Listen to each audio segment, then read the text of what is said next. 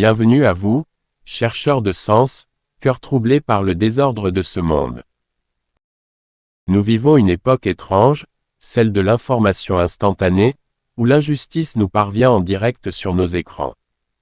Nous voyons des maisons démolies, des vies brisées, des terres volées. Face à cela, une question brûle les lèvres et pèse sur l'âme de millions de croyants: comment une telle injustice peut-elle s'épanouir sur une terre sainte, la terre des prophètes? Comment le massacre d'innocents peut-il devenir une routine sous le regard d'un monde qui prétend défendre les droits de l'homme? Et la question la plus profonde, celle que l'on ose à peine murmurer: où est la promesse d'Allah? Cette question n'est pas un signe de faible foi. C'est le signe d'un cœur vivant, un cœur qui souffre de voir les lois d'Allah bafouées. La réponse, ou du moins une clé de compréhension, ne se trouve pas dans les journaux télévisés ni dans les discours politiques. Elle se trouve dans notre guide éternel, le Coran. Dans cette analyse, nous allons faire quelque chose de précis. Nous n'allons pas affirmer avec certitude qui sont Gog et Magog, Yadjouj et Madjouj. Cette connaissance appartient à Allah seul. Mais nous allons utiliser leur description dans le Coran et la Sunna comme un miroir, un outil d'analyse puissant pour décrypter l'une des plus grandes tragédies de notre temps, la situation en Palestine. Notre but n'est pas de sombrer dans le désespoir, mais de puiser dans la sagesse divine pour comprendre la nature du mal, la patience d'Allah et l'inéluctabilité de sa promesse. C'est un voyage pour transformer la confusion en certitude et la douleur en un espoir actif. Restez avec nous. La nature de Gog et Magog selon le Coran et la Sunna. Pour utiliser un miroir, il faut d'abord s'assurer qu'il est propre et sans distorsion. Avant de regarder notre monde à travers le prisme de Gog et Magog, nous devons comprendre précisément ce que le Coran et la tradition de notre prophète Muhammad, paix et bénédiction d'Allah sur lui, nous disent à leur sujet. Notre source principale est la sourate Al-Kahf, la caverne. Allah nous y raconte l'histoire d'un roi juste et puissant, Dhul-Qarnayn. Au cours de ses voyages, il arrive auprès d'un peuple qui vit entre deux montagnes, et quand il eut atteint un endroit situé entre les deux barrières, montagnes, il trouva derrière elle une peuplade qui ne comprenait presque aucun langage. Ce peuple est terrorisé, il subit une corruption, un façade, d'une violence inouïe. Ils identifient leurs agresseurs, ils dirent à Dhul-Qarnayn: les Gog et Magog commettent du désordre sur terre. Est-ce que nous pourrions accorder un tribut pour construire une barrière entre nous et eux? Guillemets doubles. Analysez bien ces mots. La toute première chose que nous savons de Gog et Magog, leur signature, leur carte de visite, c'est qu'ils sont des agents du chaos, des corrupteurs systémiques. Ce n'est pas juste un crime, c'est leur nature même. Dhul-Qarnayn, par la grâce d'Allah, refuse leur argent et leur propose une solution d'ingénierie divine. Il va construire une barrière, une muraille si solide qu'elle sera infranchissable. Il leur demande de l'aide, unissant leurs efforts aux siens. Il utilise des blocs de fer, comble les interstices, puis demande de souffler dessus jusqu'à ce que le fer soit incandescent. Enfin, il verse dessus du cuivre en fusion. Le résultat est une structure impénétrable. Ainsi, Gog et Magog ne purent ni l'escalader ni lui faire de brèche. Alors, Dhul-Qarnayn dit: ceci est une miséricorde de mon Seigneur. Mais lorsque la promesse de mon Seigneur viendra, il le réduira en poussière, et la promesse de mon Seigneur est vérité. Retenons deux points cruciaux de ce récit. Gog et Magog sont définis par leur façade, leur corruption. La barrière qui les contient, aussi solide soit-elle, est temporaire et soumise à la volonté d'Allah. Elle a une date d'expiration. Détail supplémentaire de la Sunna. La Sunna de notre prophète, paix et bénédiction d'Allah sur lui, nous donne des détails supplémentaires, des pièces du puzzle qui précisent l'image. Leur nombre, dans un hadith rapporté par l'imam al-Bukhari, le prophète, paix et bénédiction d'Allah sur lui, nous apprend que le jour du jugement, Allah appellera Adam. Il lui demandera de faire sortir de sa descendance la part de l'enfer. Adam demandera: quelle est la part de l'enfer? Allah répondra, de chaque 1999. Les compagnons furent bouleversés. Le prophète, paix et bénédiction d'Allah sur lui, les a alors rassurés en disant que parmi ces 999, la quasi-totalité proviendrait de Gog et Magog. Imaginez cette proportion. C'est une force démographique, une vague humaine qui submerge tout. Ce n'est pas une petite tribu, c'est une force de la nature. Leur persévérance, le prophète, paix et bénédiction d'Allah sur lui, nous a dit qu'ils creusent chaque jour la muraille de Dhul-Qarnayn. Chaque jour, ils sont sur le point de percer, mais leur chef leur dit, « Rentrez, vous percerez demain. » Et chaque nuit, Allah la reconstitue plus solide qu'avant, jusqu'au jour où, par la permission d'Allah, leur chef dira, « Rentrez, vous percerez demain, Inch'Allah, si Allah le veut. » Et grâce à cette parole, ils trouveront la brèche le lendemain et se déferleront sur le monde. Leur apparition est l'un des 10 grands signes de la fin des temps. Ils apparaîtront après la descente de Isa, Jésus, fils de Marie, sur lui la paix. Leur férocité sera telle que Isa et les croyants se réfugieront sur le mont Tur. Gog et Magog boiront toute l'eau du lac de Tibériade. Ils tireront leurs flèches vers le ciel par arrogance et Allah les renverra tachés de sang pour les tromper. Leur fin ne sera pas le fait d'une armée humaine. Personne ne pourra les combattre. Isa et les croyants feront des invocations et Allah enverra contre eux de petits vers appelés en agaf qui piqueront leur cou et ils mourront tous comme un seul homme. Le logiciel de Gog et Magog. Si l'on résume, quel est le programme? Le logiciel de Gog et Magog. Le façade systémique, ils ne se contentent pas de voler une maison, ils détruisent la société. Ils ne tuent pas un homme, ils effacent un peuple. La logique de la submersion, ils dominent par le nombre, la force brute, la consommation totale des ressources, l'eau, la vie. L'arrogance cosmique, ils se sentent si puissants qu'ils défient le ciel lui-même. Ils sont la créature qui se prend pour le Créateur. Astérisque une force inarrêtable par l'homme, le Coran et la Sunna sont clairs. Aucune armée, aucune coalition humaine ne peut les vaincre. Seule une intervention divine directe peut mettre fin à leur corruption. Le miroir sur la Palestine. Maintenant que le miroir est clair, utilisons-le. Regardons la réalité de la Palestine, non pas avec les yeux des médias, mais avec les yeux de la sagesse coranique. Je le répète avec la plus grande clarté, notre but n'est pas une accusation nominale, c'est une analyse comparative des actes. Quand un médecin diagnostique des symptômes, il les compare aux maladies qu'il a étudiées. Nous allons faire de même, comparer les symptômes de l'injustice en Palestine aux caractéristiques du façade de Gog et Magog. Gog et Magog submergent et effacent. Quelle est la logique à l'œuvre en Palestine depuis plus de 75 ans? C'est la logique du remplacement. La Nakba, la catastrophe de 1948, n'était pas un accident de guerre. L'organisation paramilitaire de la Haganah forma le noyau des forces israéliennes et se chargea d'expulser les Palestiniens. C'était le début d'un processus, vider la terre de ses habitants pour en importer de nouveaux. 750 000 Palestiniens furent expulsés, plus de 500 villages rasés de la carte. Aujourd'hui, ce processus continue. Il porte un nom, la colonisation. Chaque colonie construite en Cisjordanie, illégale au regard du droit international, est une nouvelle avancée de cette submersion. Chaque maison détruite à Jérusalem-Est ou à Sheikh Jarrah est un acte de remplacement.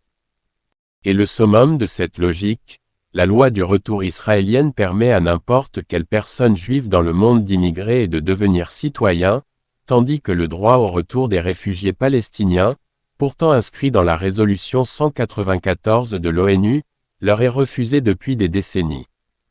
Certains fuient d'eux-mêmes pour échapper aux violences, leurs terres et leurs maisons sont saisies. Ils se réfugient pour la plupart à Gaza, en Jordanie, au Liban ou en Syrie. Le 11 décembre 1948, Les Nations Unies adoptent une résolution pour le droit au retour de ces réfugiés palestiniens. Mais Israël ne les a jamais autorisés à retourner chez eux. C'est la définition même de la submersion démographique et du remplacement. Gog et Magog détruisent tout sur leur passage. Quelle est la nature de la violence en Palestine? Ce n'est pas une guerre conventionnelle, c'est un processus de destruction de la vie elle-même. On ne parle pas seulement des bilans humains effroyables lors des assauts sur Gaza, où la majorité des victimes sont des civils, des femmes, des enfants. On parle de la destruction délibérée des conditions de vie. Les hôpitaux et les écoles sont bombardés. Les infrastructures d'eau et d'électricité sont ciblées. Les terres agricoles et les oliviers, symboles de la Palestine, sont brûlés et déracinés. Les journalistes, les médecins, les humanitaires, pourtant protégés par les conventions internationales, sont tués. C'est une violence qui ne vise pas seulement un ennemi militaire, mais qui vise à rendre la vie impossible. C'est une forme de façade qui s'attaque au fondement même de la société. C'est la corruption qui assèche le lac de Tibériade dans sa version moderne. Gog et Magog tirent des flèches vers le ciel, convaincus de leur propre puissance. Quelle est l'attitude de l'État d'Israël face au monde? C'est une attitude d'arrogance et de défi total envers toute loi qui n'est pas la sienne. Des dizaines de résolutions de l'ONU bafouées, le droit international ignoré, les rapports d'Amnesty International ou de Human Rights Watch qui parlent d'apartheid sont balayés d'un revers de main. Cette arrogance est permise par un bouclier, une protection géopolitique quasi absolue.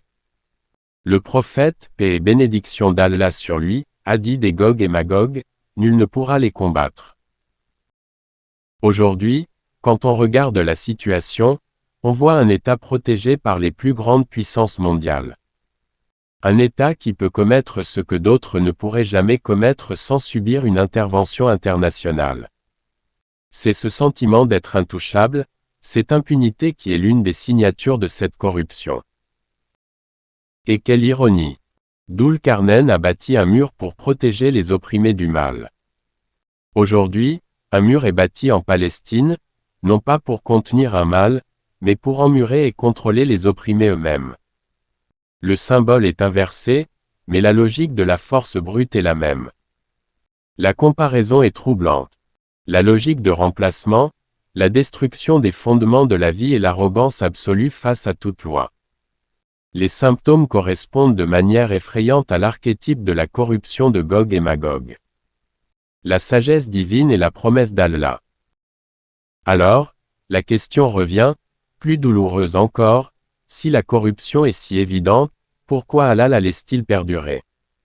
C'est ici que le croyant doit s'élever au-dessus de l'analyse politique pour entrer dans la contemplation de la sagesse divine. La réponse à notre question, pourquoi, se trouve dans les lois immuables d'Allah. Ne pensez jamais que le succès, la puissance et la richesse d'un tyran sont un signe de l'amour d'Allah pour lui. C'est souvent le contraire. C'est un concept coranique appelé al-istidraj, le sursis trompeur. Allah laisse le tyran s'enfoncer dans sa tyrannie. Il lui donne la corde pour qu'il s'en serve pour se pendre. Écoutez cette parole divine terrifiante, et que ceux qui ont mécru ne pensent pas que le délai que nous leur accordons soit un bien pour eux. Nous ne leur accordons un délai que pour qu'ils augmentent leurs péchés, et pour eux un châtiment avilissant. Allahu Akbar. Chaque nouvelle colonie, chaque nouvelle vie prise, chaque nouvel acte d'arrogance n'est pas une victoire pour eux. C'est une augmentation de leurs péchés. C'est un poids de plus dans la balance de leur propre condamnation. Allah les laisse exposer au monde entier la nature de leur injustice jusqu'à ce que plus personne ne puisse la nier. C'est la même loi qui s'est appliquée à Pharaon. Allah lui a donné le pouvoir, le Nil, les armées. Pharaon s'est cru un dieu et c'est au sommet de son arrogance qu'Allah l'a saisi. C'est une sunna, une loi divine constante. Rappelez-vous la parole de Dul-Qarnayn, cet homme connecté à Allah, après avoir bâti son chef-d'œuvre de technologie, il ne dit pas « J'ai sécurisé le monde », il dit « Ceci est une miséricorde de mon Seigneur ». Mais lorsque la promesse de mon Seigneur viendra, il le réduira en poussière. Et la promesse de mon Seigneur est vérité. Le mur de l'injustice, le mur de l'apartheid, le mur de l'impunité médiatique et politique peut sembler aussi solide que la muraille de Dulkarnain. Mais il a des fissures, et nous les voyons apparaître. Chaque jeune en Occident qui s'éveille à la cause palestinienne est une fissure. Chaque résolution courageuse d'un pays du Sud est une fissure. Chaque voix juive juste qui s'élève pour dire « pas en notre nom » est une fissure. Chaque boycott qui touche une entreprise complice est une fissure. Ce mur n'est pas éternel. Il est soumis à la promesse d'Allah et sa promesse est vérité. La destruction du façade est aussi certaine que le lever du soleil.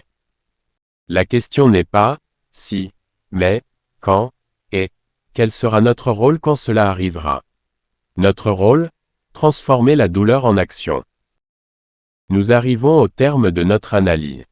Nous n'avons pas la prétention d'avoir résolu tous les mystères, mais nous avons, je l'espère, remplacé la confusion par un cadre de lecture et la douleur passive par une certitude active. Le miroir de Gog et Magog nous enseigne que la corruption la plus extrême n'est pas un oubli d'Allah, mais un prélude à sa justice éclatante. Il nous enseigne que les murs bâtis sur l'injustice sont voués à s'effondrer. Alors, que faire ? Attendre passivement l'intervention divine? Non. L'islam est une religion d'action nourrie par la foi. La certitude de la promesse d'Allah doit être le carburant de notre engagement. Notre action se situe à 4 niveaux.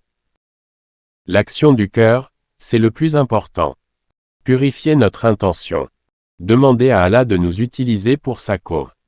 Développer une certitude inébranlable en sa justice, même quand tout semble sombre. C'est l'arme de l'Iman, la foi. L'action de la langue, c'est l'arme de la vérité. Éduquez-vous.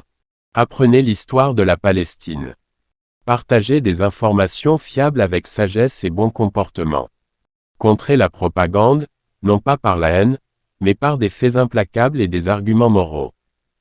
Ne laissez jamais leur récit être le seul entendu. L'action des biens, c'est l'arme de la solidarité. Soutenez les organisations humanitaires sérieuses et vérifiées qui travaillent sur le terrain. Participez aux campagnes de boycott ciblées et éthiques qui visent à faire pression sur les entités complices de l'occupation et de l'apartheid. Votre argent a un poids. L'action de l'invocation, ne sous-estimez jamais, jamais la puissance de l'arme du croyant. C'est notre conversation directe avec le Seigneur des mondes, celui qui a détruit Pharaon et qui anéantira Gog et Magog. Levez vos mains au cœur de la nuit, dans vos prosternations. Invocation. Invoquons Allah ensemble. Ô Allah, Seigneur des opprimés, toi qui entends la plainte de celui qui souffre. Ô Allah, nous te prenons à témoin de l'injustice qui se déroule sur ta terre sainte de Palestine. Ô Allah, fortifie nos frères et sœurs, pense leurs blessures, accepte leur martyre et raffermis leurs pas. Ô Allah, fais que la clarté de leur cause illumine les cœurs aveuglés par le mensonge. Ô Allah, comme tu as protégé Moussa de Pharaon et comme tu as promis la chute de toute tyrannie, hâte la venue de ta promesse.